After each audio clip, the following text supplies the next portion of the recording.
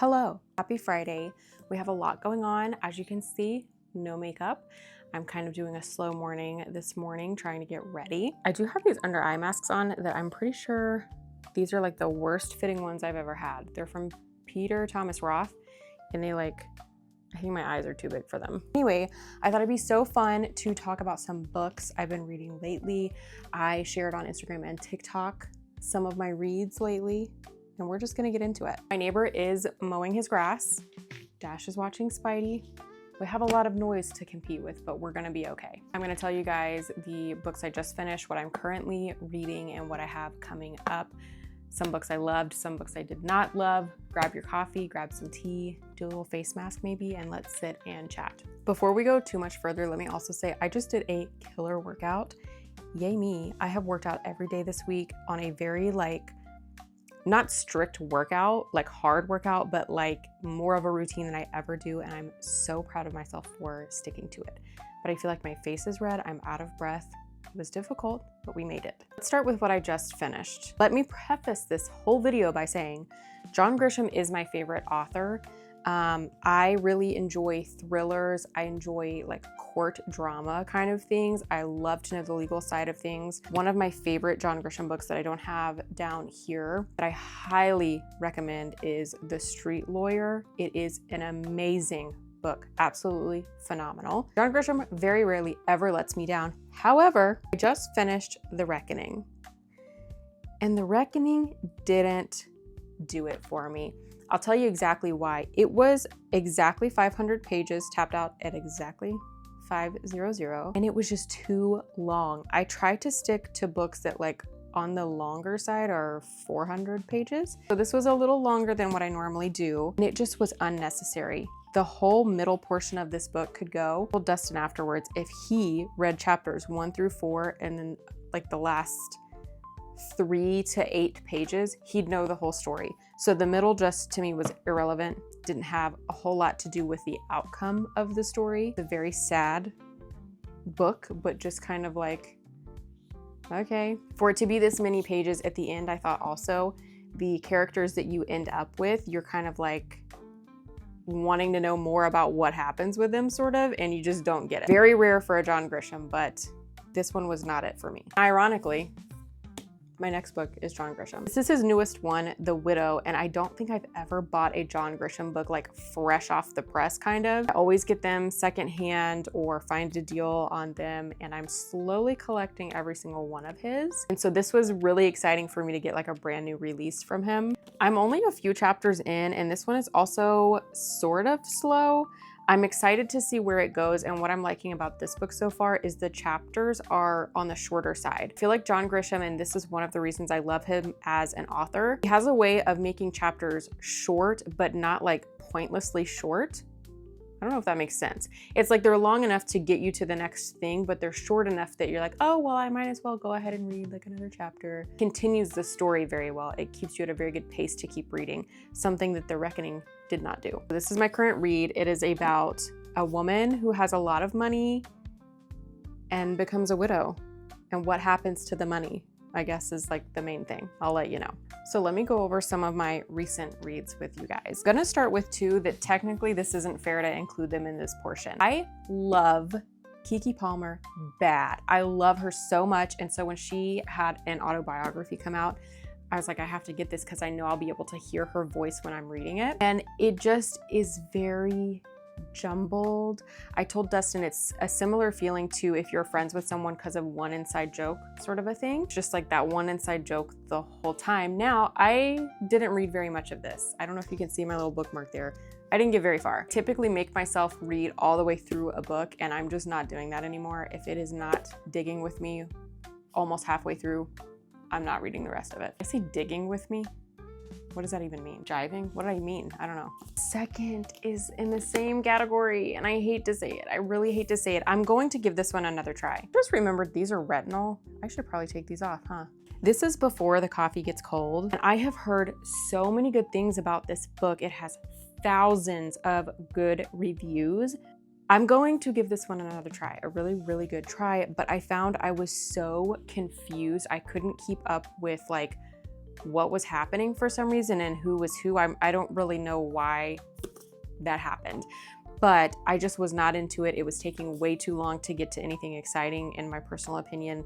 And because of the confusion of who was who, I wasn't invested in anyone really yet. I'm gonna give this one another try. If you've read it, please tell me if it's worth it, or if I'm gonna be mad I read it. This one, another John Grisham. This is The Confession, and one of the reasons I love John Grisham as an author and these kinds of books, like The Street Lawyer and The Confession, gives you a little bit of a peek into the justice system and how screwed it is. So in this one,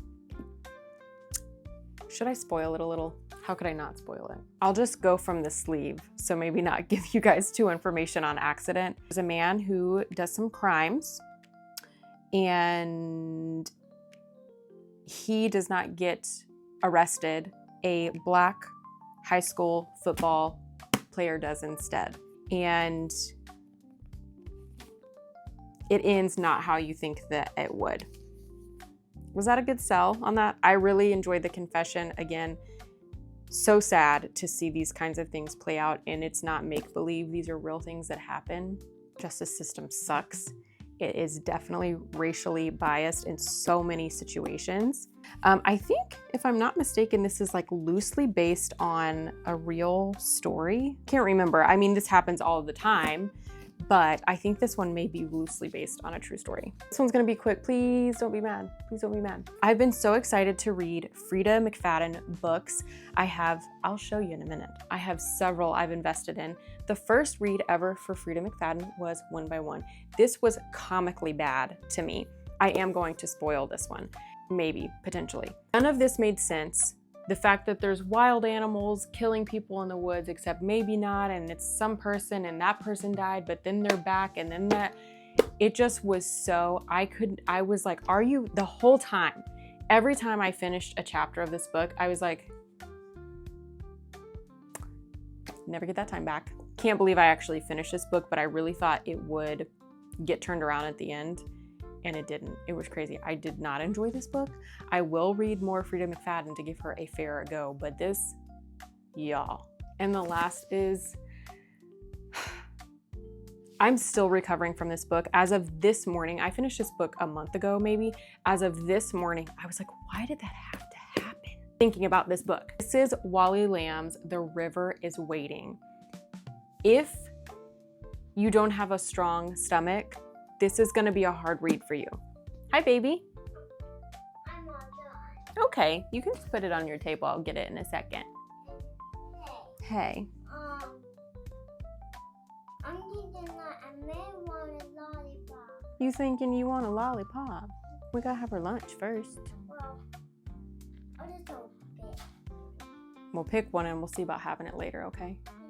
Love you. So cute. So Wally Lamb deals with a lot of really difficult topics to read about, and it gives you a little peek into jail, prison, the systems. This one was hard for me because there were times I was reading it and thought, not like, it's hard to do it without spoiling these. How do people make these videos? In one sense, what was deserved was gotten. As in, the person was where they needed to be. However, it was also really, really sad because of all the circumstances like leading up to the thing, the situation. The whole time that person was where they technically should have been. Everything inside of that situation was so sad. It was like just watching someone truly, really want to get better and do better sometimes. But yes, they did, but kind of to their own like benefit, but really not. It was really a like brain twister to read this for me as an empath, okay? I very much enjoyed this book though. Like I said, it is a hard read, so maybe look up some warnings before you try it, but very much love this one. Lastly, books coming up. With Freida McFadden, I got her newest release, The Intruder, and I had gotten this one before I read One by One, and then I was like, this better be better than that. But I know that a lot of people are really liking this. I also have the co-worker from her, and the boyfriend. So if you have read Freida McFadden, specifically these three, drop a comment and tell me which to start with. I think I'll read The Intruder because it seems pretty short and maybe fast-paced enough to get through and like get hooked on her style writing. Next, I might read this one just because we're getting close to Christmas. I actually don't even know what this book is about, but like I said, sorry, I covered my mic. Like I said, I'm trying to collect all John Grisham books, and this is Skipping Christmas. This is a non-legal book from my recollection. Maybe it is a legal book. I don't know what it is. I don't know if this will be like a toasty cozy read or if like I'll be investigating murder. You never know with John Grisham. This one sounds really good too. The King of Torts, also by John Grisham.